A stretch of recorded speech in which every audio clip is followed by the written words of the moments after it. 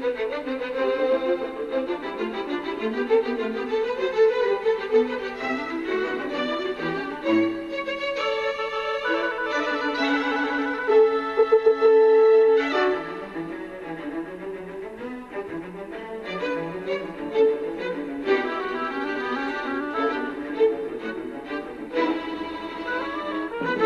to the Public Voice Salon. My name is John Bredin, and we are a dialogue on culture, politics, and the critical issues of our time.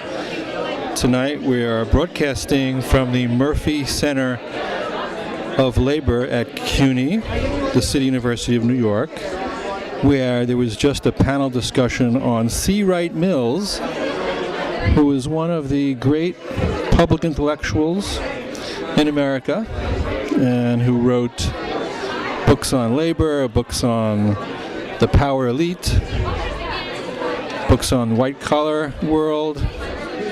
And this discussion was anchored by a book written by Stanley Aronowitz called Taking It Big, Wright Mills and the Making of Political Intellectuals. And we're going to try to get some comments from the people here. I had like too many. This is the worst of New Orleans junk food, but it's so tasty. And the college kids go crazy. I mean, it's like I eat out. It's like a sausage.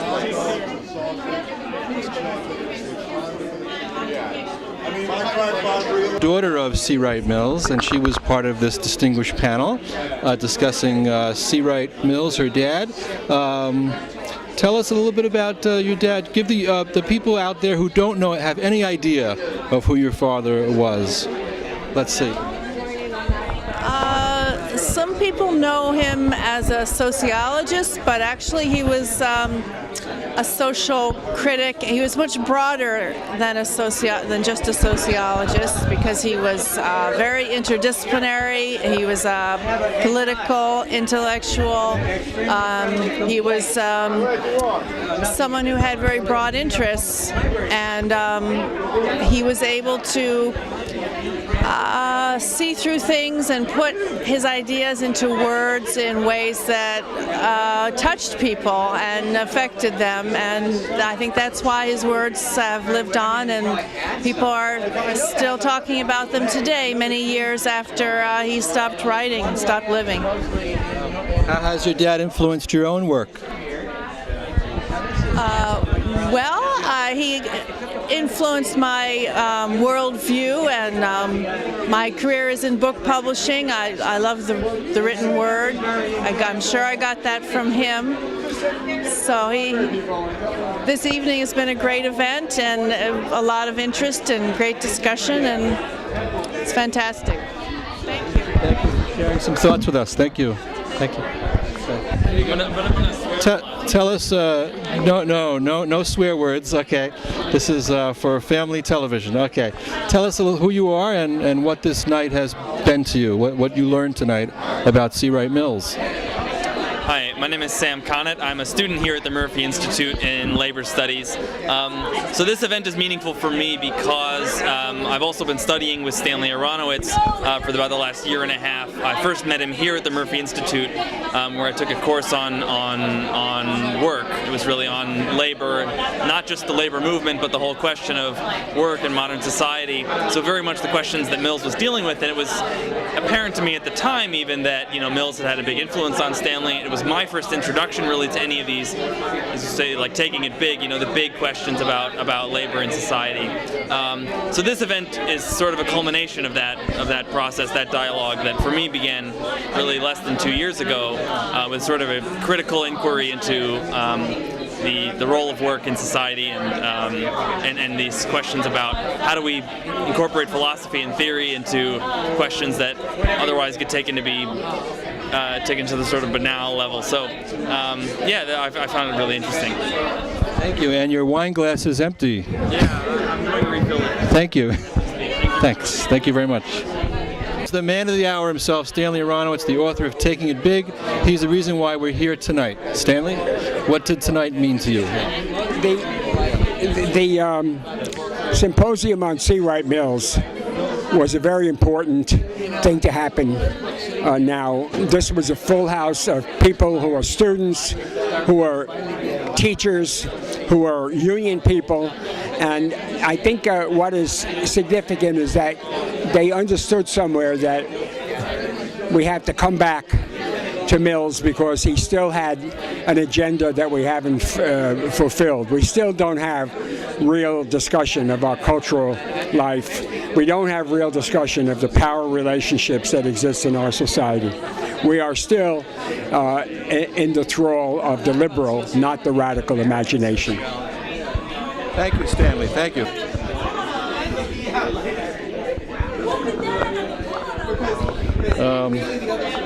This is Michael.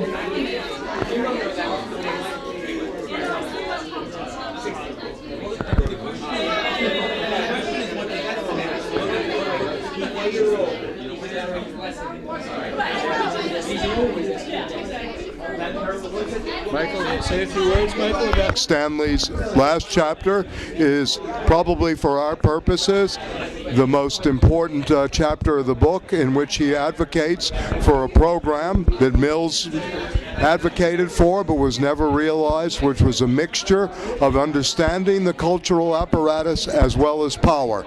And we have to begin to study power in a very different way. A way that begins to look at firms and how they operate, how they affect our everyday life, and we also have to ground ourselves again in the worlds of people, the existential worlds of people, and understand the culture we need to build to go forward. So I thought on the whole this was an excellent conference, which ends up with hopefully a reconstitution of a new left, or at least a left that has many leftists but has not become yet a left organization. Thank you, John. Thank you, Michael. A professor at Long Island University of Philosophy. Thank you, Michael. We have an attractive couple here, and they look like they're having a good time, and they're going to tell us who they are and a little something about what they learned tonight. Thank you. My name is Karen Holt, and I'm a PhD student at John Jay College of Criminal Justice, and my dissertation chair is Jock Young, who is one of the panelists. He's right there, Jock. Yep. Oh, you think we can get him on too? Is he? Hey, Jock. Well, later. Oh, okay. It's your turn. This is all about me right now. And so we came out to kind of to hear him talk, and I read The Criminological Imagination, and obviously it's actually, Jock wrote a book called The Criminological Imagination. So I was taking C. Wright Mills and applying it to criminology, and so that has been informing a lot of my own work, and so just kind of came out to support him. And with that, I will hand this over to my husband. And I'm Tom Tamland, and I find this whole discussion very interesting. Mills is quite a large figure in sociology, but I wonder to what extent he would be behind a discussion like this. It's interesting that there's such a cult of personality, and so I wonder what his opinion would be about it all. So it'd be interesting to have heard that discussed tonight. But this has been a fun event.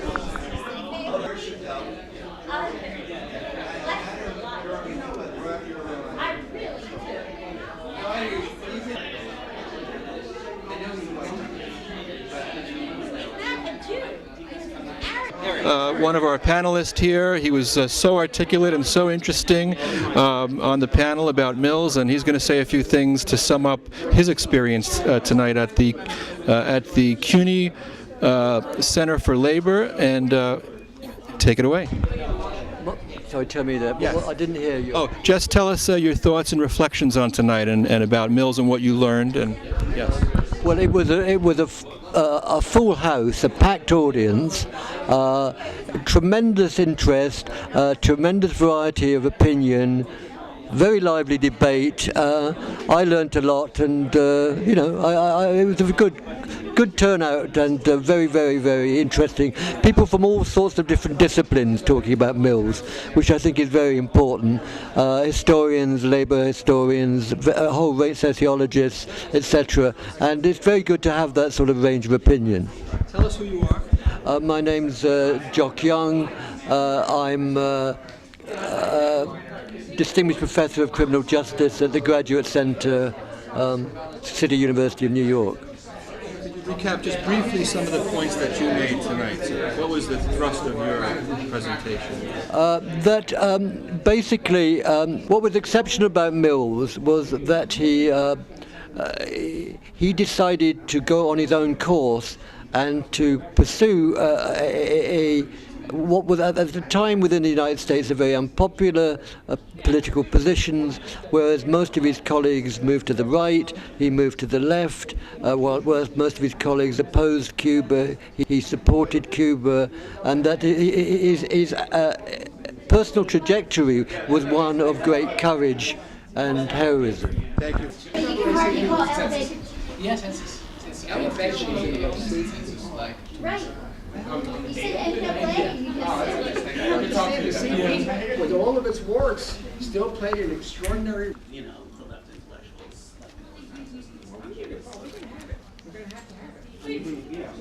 But you're enthusiastic about Occupy, so where is it you? Enthusiastic, I'm analytic about it. Yeah, okay. Yeah. I was thinking while you were talking. Yeah, that's because I know what you were talking about. Tell us your name. Sarah? Okay. Yes. Well, part of this TV show is to help people overcome that, to be able to speak in public and come out of their shell, and we think that we want America to see more about C. Wright Mills and this kind of content, this substantial content, and just any reflections you might have, either of you, about today's program. Yes. Hey, I'm Dan, and I don't know. I mean, I have obviously direct connections with some of the people who are on the panel tonight, and that's why I was okay. I am a student of Stanley Aronowitz's, and I know I've hung out with Jock Young quite a bit, and I mean, I guess what I take away from it is what I try and tell my students about C. Wright Mills when I'm teaching as an adjunct, which is all the precariat that they were talking about.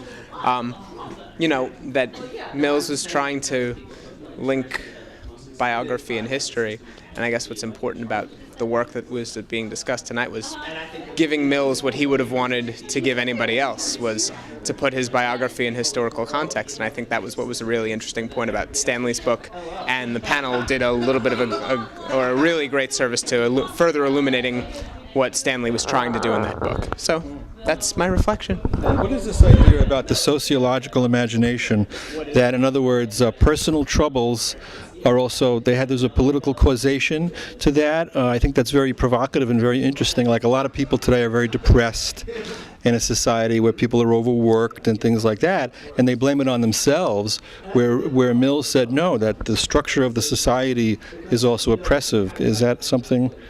I mean, all right. Well, that's an interesting idea. Well, if we live in a society where the broad ethic is something called personal responsibility, and I don't know if that's right or wrong, but at least it's a decent, plausible hypothesis. Well, then people are going to frame their successes and failures in terms of themselves. Now, what the sociological imagination is, if we're to believe Mills, is to link biography and history and say, well, my personal troubles are probably, by inference, other people's troubles. And enough people's troubles put together are no longer a personal issue, but a social issue.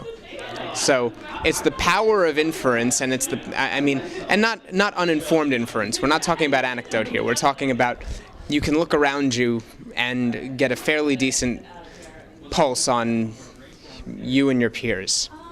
And I think that's how a personal problem can become a social issue for the person with what I don't know if it was, perhaps it was Mike Merrill was saying, the sociological poetry, to imagine that we're not alone, that our troubles are not severely unique and severely personally don't have a severely personal source. Very, very well spoken. Tell us your name again. My name's Dan. Dan. Good luck on your studies, Dan. Thank you. John? Oh, yes, sweetie, yes. What are you doing?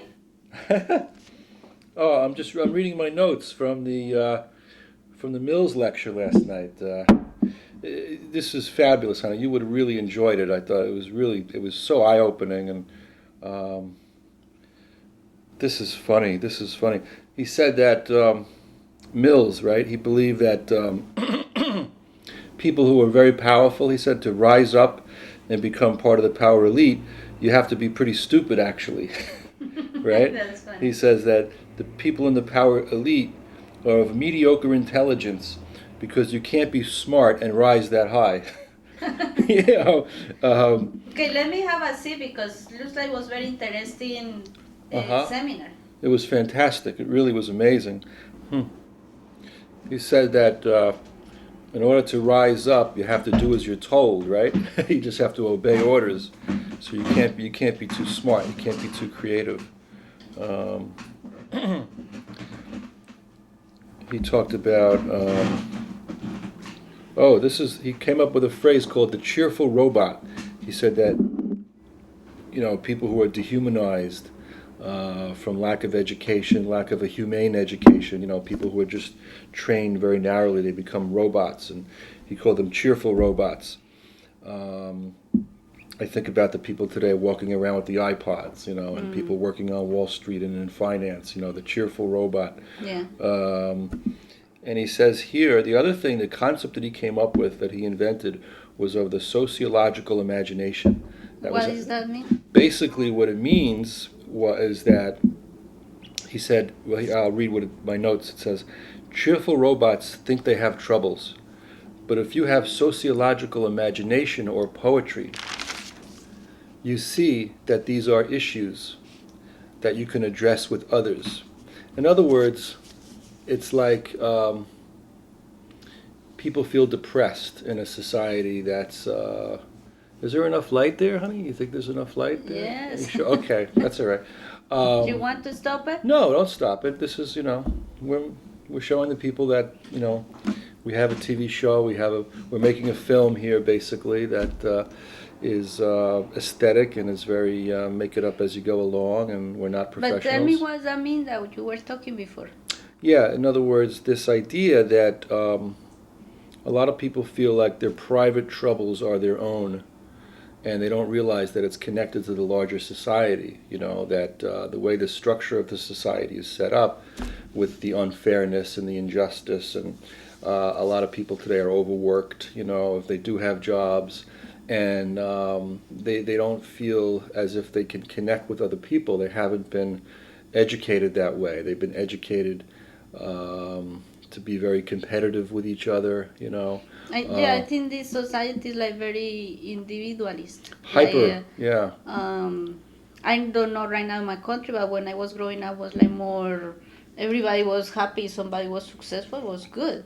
But here, I see the little kids on the buses when I go into work, and they're like competing one to each other. So this comes since from the culture. Since they little, they start getting all this kind of competitiveness. Yes, and I think a certain amount of healthy competition is okay, but when it's hyper competition, when it's like who's the winner, who's the loser, who's up, who's down, people feel bad. You know, and I think so. I think it really is rooted in our educational system as well. I try to address this in my own teaching, where, you know, we sit in a circle, and I try to create a community amongst my students, you know, where it's caring, this ethos of caring. This is something that Nell Noddings, who's a professor at Stanford, she came up with this idea of care in education. And also the other thing that I want to go back to Mills for a second, he talked about this idea of constituting a public, that we need to bring people together as a public. People see themselves not isolated or separate, or another word is atomized, you know, all these little atoms running around.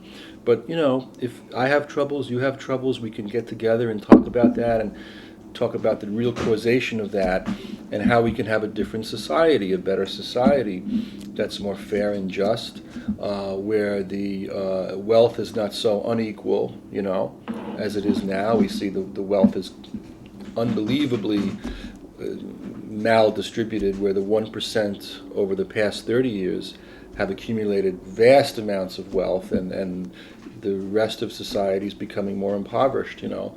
And also the quality of the jobs. I think it's important to have work that's meaningful and fulfilling. And to go back to an issue that, you know, was even a part of my presidential campaign last year when I ran for president, my quixotic campaign, is that to have a 25-hour work week. So people are not working 50, 60, 70 hours a week, but 25 hours, and the work is more distributed evenly throughout the society. And if we only made what we really need to make, I think that's another thing. We need to make things that are necessary. A lot of gadgets and things that we don't really need, and toys and things like that, are made and marketed. The entire advertising industry is predicated on getting people to buy things that they don't really need. So did they talk about this issue in the yesterday? They didn't go too far into that, but they really talked about C. Wright Mills and his analysis and his contribution, which is incredible. And this book by Stanley Aronowitz is just, I mean, Stanley really hit a home run out of the park with this book. It's incredible. And he really put Mills back on the agenda in the country now. He's on people's reading lists again, okay? And I thank Stanley for that. And but now we have to go forward and figure out what to do. And, you know, for me, I don't know, I always feel that electoral politics can be, should be considered as a solution to this, you know, where you go to the voting booth, you want to have a party to vote for that's going to represent your interests, you know. And if the Democratic Party is not representing your interest, if the Democratic Party is part of this corporate oligarchy now, that the Republicans represent the far right and the Democrats are the center right, what happened to the left? What happened to progressives? You know, we don't have a left anymore. So we have to find each other.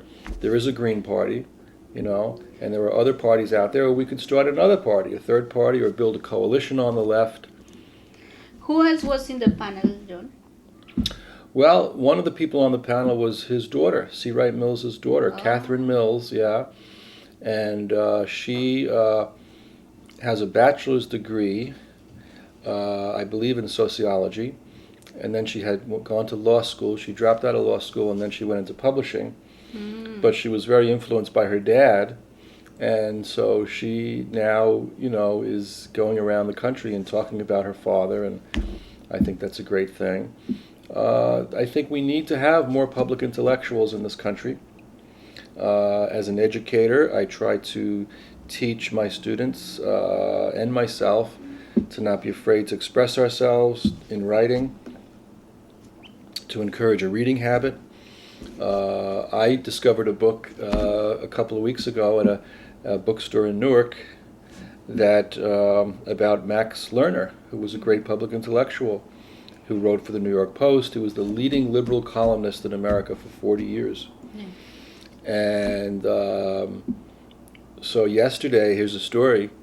I was teaching at Essex County College in Newark, and it was a beautiful day. And I had already told my students the story of how I discovered this book about Max Lerner from a little African store which is a couple of blocks away from the college. Just by accident, I happened to stumble upon it. And I had told the students the story already. So now, yesterday we took a field trip. We took a field trip from our classroom to a cafe, which is about 6 blocks away from the college. It's over by Rutgers University, and it's a lovely cafe. It's very bohemian. It has, you know, lovely photographs and painting, and it has a very kind of intellectual vibe.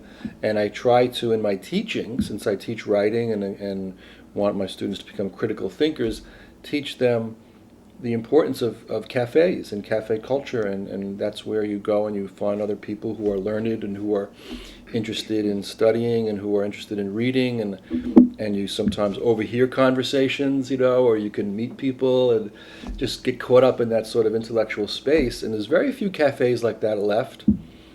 I don't think Starbucks is like that necessarily. I think Starbucks is part of the corporatocracy. If you go into a Starbucks, it's very bourgeois. It's not bohemian. It's fake bourgeois. They try to be maybe bohemian there, but it's really just basically there's a kind of mundaneness, I think, to Starbucks.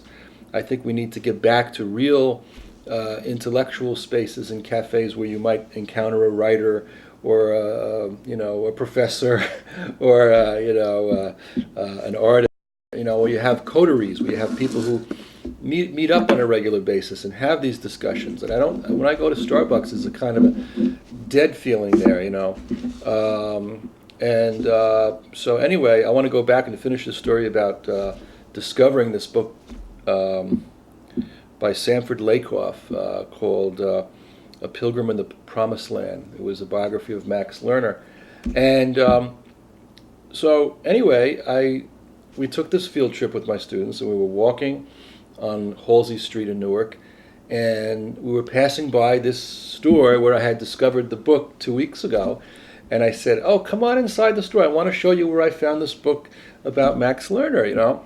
And we all piled into the store, and the owners of the store are so nice, and they're like, oh, look, the professor's back, and he brought his students, you know, and they were very good-natured about it. I had about 25 students with me, you know, mostly black, you know, students and Latino from the neighborhoods. And so we fill up this shop, you know, and I was going to show them where I found the book, because there was a little bookshelf there, and the bookshelf was gone.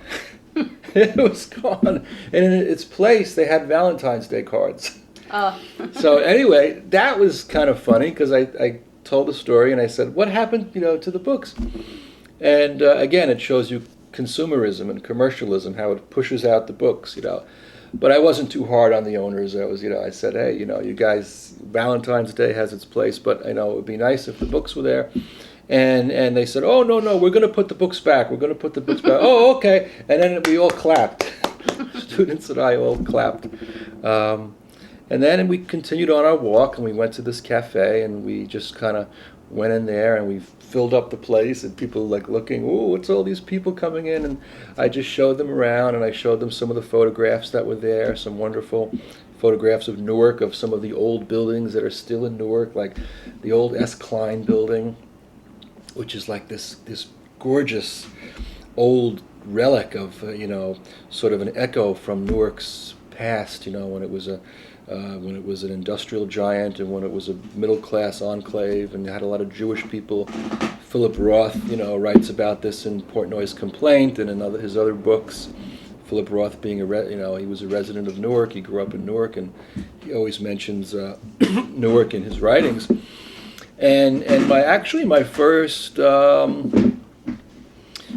before I began teaching in Newark, I discovered Philip Roth, and it kind of added a element of interest to me and excitement whenever I go into Newark and I look around for those old vestiges of the, you know, times when Roth was there. But you also have to keep in mind the devastation and the degradation and what has happened in Newark, and that's a good symbol of the decay in our society and the lack of caring and the lack of compassion for poor people, for minorities. And we have to get back to creating, I think, a formative politics that will address that situation and raising awareness. And as Mills says, creating publics. Part of what we're doing with this television show is we're creating a public. You're a part of it. We're all part of it. And when we film in the bookstore down the street, Symposia, you know, we invite people to come in and just be part of a discourse and a dialogue. I just found out our friend Phyllis Zampolsky, who is the famous artist from Greenpoint, Brooklyn. When I say famous, I don't mean like fame for the sake of fame either. I mean, she has done amazing work as an activist. As an activist, and as a being really involved in the community. She helped to save the pool in Greenpoint, the McCarran Park pool. She was involved with that. She started the Hall of Issues back at Judson Church in the 60s, which was this radical open conversation where anybody could be a part of it, artists, intellectuals, people in the neighborhood. Every Wednesday night they had an open discussion, kind of like what I did at Symposia 10 years ago. And Ed Koch was the moderator of that discussion, a young Ed Koch. I mean, Ed Koch just passed away. But Phyllis Zampolsky wants us to come to her house and have a salon. And to have it, she's going to invite 25 of her friends, 25, 30 people, and just have an open dialogue there. And this is, for me, I'm very excited about this because, I mean, the name of our show is called The Public Voice Salon. And I'm very interested in the concept of salon because it brings multiple voices together in a group discussion where people can bounce ideas off each other and learn together and feel as if they're part of a public and part of a dynamic and not alone, not isolated. I think we need to have more of these discussions. So the conference yesterday was showing this person, what is his name? Miller? C. Wright Mills. C. Wright Mills, that he somehow was doing what we are doing now with the TV show. He was pro people. He was helping. He was involved. He was involved with unions or activists or something like that. He was involved with any politics. Not necessarily. Like in Stanley, I know Stanley was very ahead with the unions movement and all this kind of stuff. The other thing that was mentioned at the conference is that Stanley Aronowitz is the only living person today who comes close to Mills in terms of his substance in all these different areas, in terms of labor activism, in terms of culture, in terms of writing, that Aronowitz is kind of like an heir to Mills. But I think even Stanley Aronowitz has done more in the political realm than Mills. Stanley Aronowitz ran for governor. In 2002, he ran as a Green Party candidate for governor of New York. Mills never really directly got involved in the political scene. He was more of a intellectual. Yeah, he believed that intellectual life had its place, which I think is absolutely but true. He wrote a lot of books that were giving people a lot of hope. Hope and advice of, and just diagnosing the problem. He was a great diagnoser of what was going on. He also wrote a book about Cuba. Ah, yes? And he wrote a book about Cuba called Listen Yankee. And he actually predicted, Mills did, that if John F. Kennedy didn't get behind Castro, because he thought that what was happening in Cuba was a great thing. It was the people were being liberated from this awful regime, this Batista regime, which was very oppressive and very authoritarian. So originally Castro came in with all these hopes, and he was very pro-equality. See, Mills was very in favor of equality. So was Castro. So Mills went to Castro. We went to Cuba. He spoke to Castro. He spoke to Che Guevara. Okay, and he wrote this book. It was a short book. It was like maybe 100 pages or so. It was like a long essay called "Listen, Yankee." And he said he advised the United States to get behind Castro. Otherwise, he said, the Soviet Union is going to move in. And sure enough, that's exactly what happened, But that, I remember we saw a movie about Fidel Castro. And they show how at the beginning, the Fidel and Che Guevara, they were very pro people. They were like, they had this big dream to help everybody in Cuba. Yes. But as you know, everything after they get power, they get corrupted. Right. So that's what happened right now, and it's terrible. Okay. So, but I think yes, at the beginning, Fidel Castro and Che Guevara, they have very good dreams for Cuba. Yes. The good thing I like from there is that everybody can go to study for free, which is a right for a human being to be able to study. Yes. But they have pros and cons. Everybody can go to the doctor. They have access, and the doctors from Cuba are very high qualified. But as they have all these good things, they also have the other ones that are against. There are a lot of poverty in Cuba, and I did have the pleasure to meet 3 Cubans when I was in Colombia in the Immunology Institute. They came to visit us, and they were doing some practice in science there. 2 of them were like against Castro. One of them was pro-Castro. So as you can see, even in the same population, they were all of them were scientists, but they were like divided between themselves, because they see all the difference. The militaries have the power, they have the money, and they control the population, and they just give very little things for people to survive. Yes. The food has to be controlled. A friend of mine went to a conference there in Havana back in 2000, and she wants to give money to the person who was hosting her, and she said, no, don't give me money. Bring some grains like lentils or something like that, because that's gonna be good for me. Money is not good for me. So I guess they figured out why you're spending too much money, where did you got this money? It's like everything is like a complaint there. But yes, going back to the beginning, I think every revolution at the beginning has good things, but then get distorted. Yes. It's also a very complicated question about the Soviet Union. Originally, there was a Bolshevik revolution, in 1917, which threw off the authoritarian royal family that was in charge, and really had hopeful ideas to have a more equal society and egalitarian and democratic. But then Stalin was a maniac. He was awful when he took over the revolution, when he took over, and Lenin too had some problems, but Stalin especially. So I think any perception of communism or socialism has been tainted by Stalin.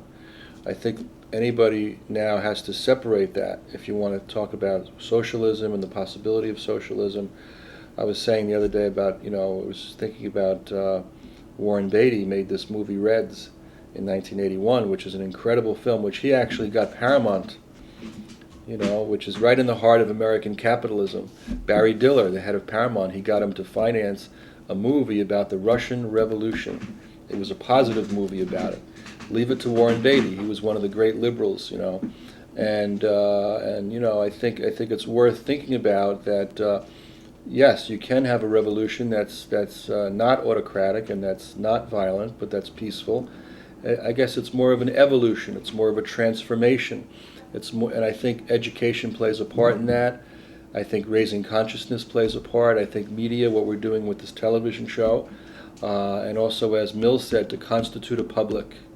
We're constituting a public space here on the air. It's dialogic. We invite you to be part of it. One thing I discovered also, honey, from the show yesterday, afterwards I did some filming there. I didn't film the panel discussion itself. I filmed afterwards, I just talked to people. Stanley said some words, Michael Peleus, and some other people spoke. But there were people who were afraid to speak. There were people who didn't want to speak, and these people were very smart, extremely intelligent. And it made me realize that a lot of folks out there with things to say who ought to be heard, there's a fear of, going on the air. So I think our show, what we're trying to do is break that down by not being so perfect, not being so polished, by being just sort of sitting here at the table, husband and wife having a conversation over a cup of coffee after breakfast on a Saturday morning, And I also think that this idea that we can have these discussions in communities, like weekly discussions. I created a cultural dialogue circle that meets once a month, and I think people need to find their neighbors and get in dialogue, and everything now is separating us.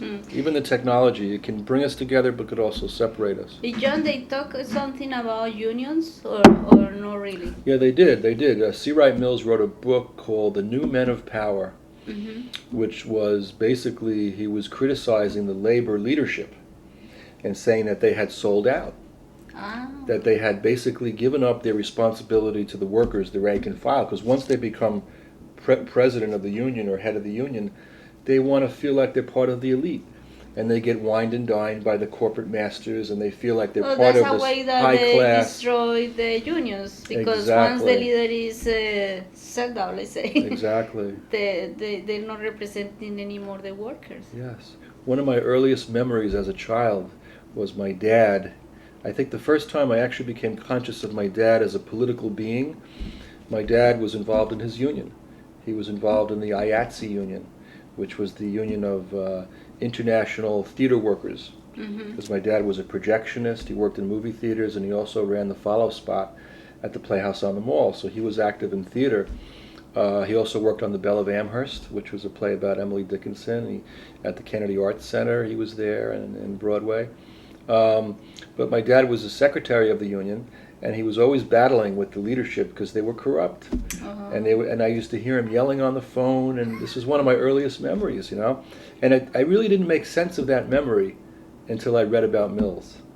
Okay. And then all of a sudden it came back to me, that sort of memory of my dad. And that's why he was so angry, That's why our memories, I think, are very important, and our life stories, and how we always revising them.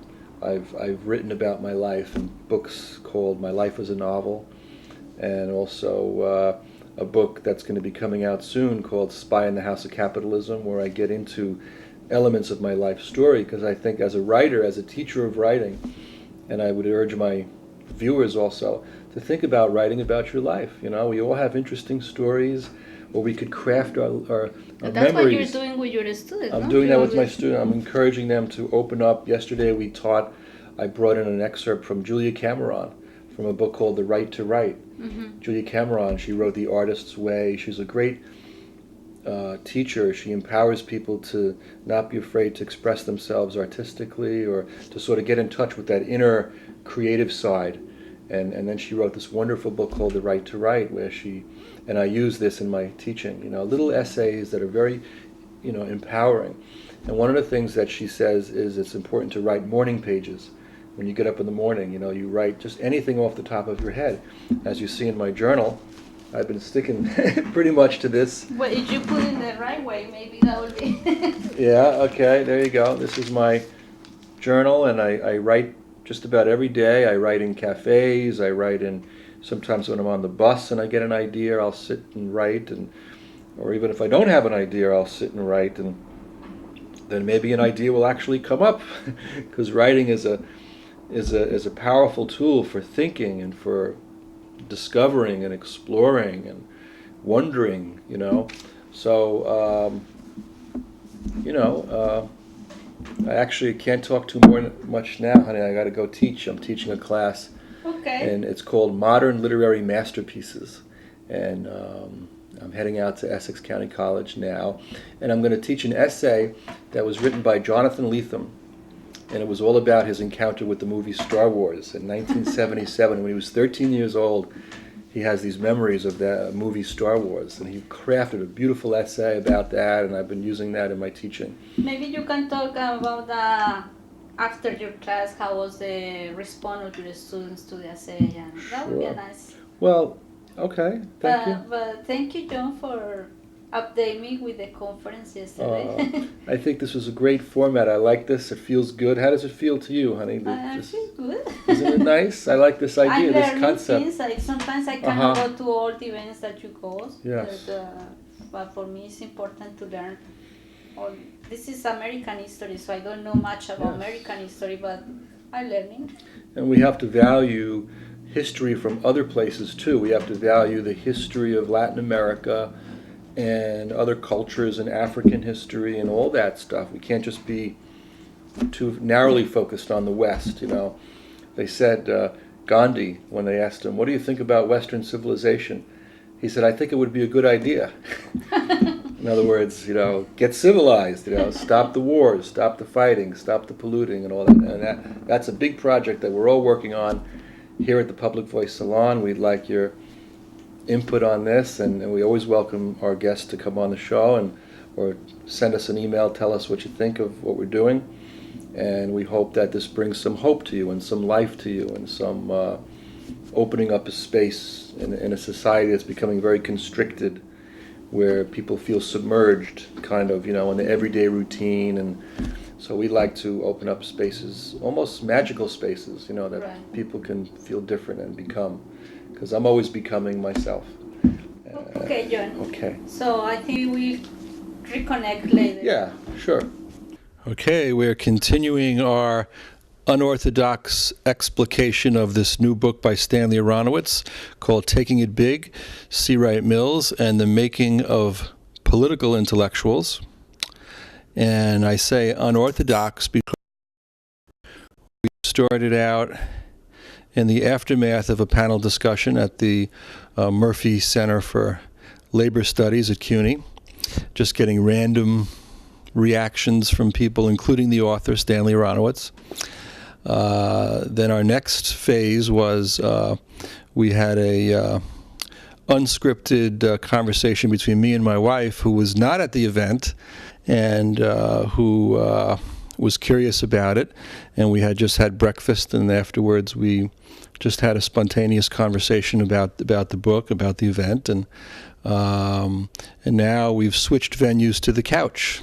And here I am, and we now will get to the book itself. It reminds me of a comment made by Jean-Luc Godard, one of my favorite filmmakers, who said that he believed that films should have a beginning, a middle, and an end, but not necessarily in that order. And so here I'm going to just read a little bit about the book. We'll start with the inside jacket cover, just to give people a sense who don't know who Mills is. And it says, C. Wright Mills, 1916 to 1962, was a path-breaking intellectual who transformed the independent American left in the 1940s and 50s, often challenging the established ideologies and approaches of fellow leftist thinkers. Mills was central to creating and developing the idea of the public intellectual in post-war America and laid the political foundations for the rise of the new left in the 1960s. Written by Stanley Aronowitz, a leading sociologist and critic of American culture and politics, Taking It Big reconstructs this icon's formation and the new dimension of American political life that followed his work. Aronowitz revisits Mills' education and its role in shaping his outlook and intellectual restlessness. Mills defined himself as a maverick, and Aronowitz tests this claim, which has been challenged in recent years, against the work and thought of his contemporaries. Aronowitz describes Mills' growing circle of contacts among the New York intellectuals in his efforts to re-energize the left by encouraging a fundamentally new theoretical orientation centered on more ambitious critiques of U.S. society.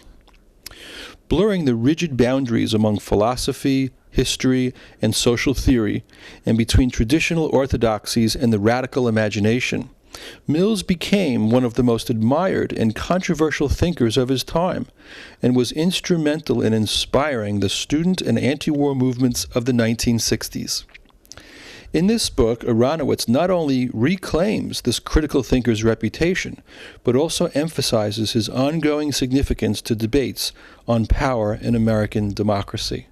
And now I just want to also show my autograph here. Stanley autographed the book to John Bredin. Best wishes.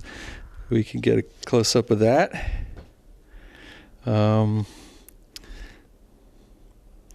Again, I like to say that academically, in my own career as an educator, I began my teaching career at a school called Park East, which is in East Harlem, which is a school that Stanley Aronowitz founded in the early 1970s as a experimental progressive school. And by the time I got there, it had fallen apart because Stanley had left and the bureaucratic board of ed had sort of taken it over. But originally that was one of the great experimental schools of the post-war era, and I really feel kind of a sense of fate or destiny that our paths had crossed, and I was able to teach at that school to begin my career. And again, I taught in a very unorthodox, very outside-the-box, progressive manner that I learned how to teach at the NYU School of Education, which was very radical and very unconventional and forward-thinking at the time.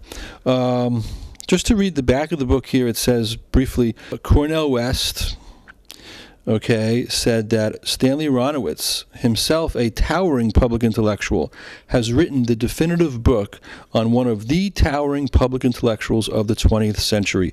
Don't miss it. And Bruce Robbins at Columbia University said, Stanley Aronowitz tells a great story. The uniqueness of C. Wright Mills' trajectory through his time and the value of his work for ours. Mills' legacy is rich and timely and fully merits the kind of attention Aronowitz pays it. This book will reintroduce a whole generation of readers to ideas that were once everywhere and will give those ideas the concrete, stripped-down force they used to have. So, with that being said, I just want to read a brief excerpt from a section dealing with the sociological imagination, the idea that Mills invented that our private troubles are very often connected to the larger society that we live in, to the politics and the history of the culture that we come from, and are not as personal or private as we think, that we take things personal and think, oh, poor me, I'm depressed, it's got to be me, I have a problem, but it's really, it's connected to the larger society. This is from page 216. False consciousness is a category of the Marxist theory of ideology. Among other things, it connotes the inability of individuals and perhaps entire social formations to locate their position in the social structure or even their interests.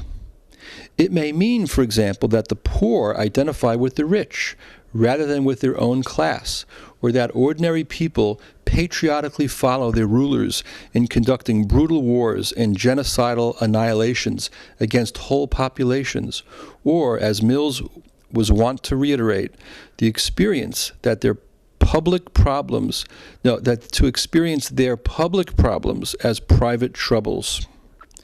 Mills's version begins with the separation of the public and private spheres in everyday experience. Individuals understand money, marital, and employment troubles as private matters, when, according to Mills, these troubles are deeply situated in history and the social structure. He contrasts, for example, the breakup of an individual's marriage, which, if it were an isolated event, could be classified as a private issue, with the fact that over half of marriages end in divorce. Implied in this example is that the family and the institution of marriage itself is in crisis, and that only a social solution will address and alleviate what is otherwise perceived as a private trouble. Similarly, if a person is out of a job at a time when nearly everyone is unemployed, it may be understood as a personal failure or an instance of bad luck. But when the unemployment rate approaches a third of the workforce, as it did during the 1930s, or is more than a sixth of those seeking full-time work, as it was in 2010, joblessness becomes a public issue and ought to be subject to public debate and action. That elites today have addressed joblessness by pouring trillions into banks, insurance companies, and the auto industry without facing intense reaction from those affected by the crisis may be taken as a measure of the pervasive privatization of everyday life. But the manipulation of mass social psychology by the major institutional orders and spheres leads many to conclude that their fate is entirely divorced from politics. Now, this concept that our private troubles really do have a larger causation in the public space and are related to the politics of our and the structure of society is something that I have an example from a personal story that I could relate to that has to do with a project that I started in a bookstore in Hoboken 10 years ago, a public dialogue, a public discussion. And in this discussion with people in the public space, I found out something very interesting that really connects to this issue that Mills brings up. But to tell the story, I think I'd rather go outside on the sidewalk in the beautiful public space and then tell the story there. Okay, let's go outside. Okay, we're going to finish our show here with a story that connects to Mills's idea of the private troubles connected to public concerns. 11 years ago, I started a discussion group at the Symposia bookstore in Hoboken with Carmen and Cornell Rousseau, who are the owners of that store. And it was open to the public. Anybody could come. It was open dialogue, open discourse about, culture, politics, personal things. And what happened was, over time, people continued to bring up this idea that they were overworked, and people who would normally come to the discussion maybe at 6 o'clock or 6:30, they would get there later, like, at 8:30 or 9 o'clock. And I say, why are you coming so late? They're keeping us longer at the office. And there's kind of like this where people feel coerced to get there earlier at the office by like 8 o'clock even, and stay there till 8 o'clock, and if you don't do it, you're going to get fired, So immediately when one person said that in the group, other people also concurred that it was happening with them. So there's a great example of how, one example of how nowadays, with the work week going higher and higher, one of the things that I like to stress, and something Aronowitz also talks about, and also Michael Lerner has said this, that we need a shorter work week, so that we can have more time with our friends, with our family, time to be in community, time to, look at art, time to read a book like Aronowitz's new book on C. Wright Mills. And anyway, we hope that you found this show informative and that it's stimulated you to think more about these issues and do more reading on your own. Thank you very much on behalf of my wife Claudia, who has the camera, on this very cold President's Day of February 2013. Thank you very much from the Public Voice Salon. Okay, we actually have 30 more seconds, and which is okay. This was a mistake. We thought it was over, but we have 30 more seconds, and I like to say that making mistakes is part of our process here. We want to show you that we're not perfect. We're just trying to figure out how to say some things out there in the public media, tell our truths, and talk about what matters to us in our stories, and to critique some of the silences in our society that are being imposed upon us by corporate media. Thank you very much.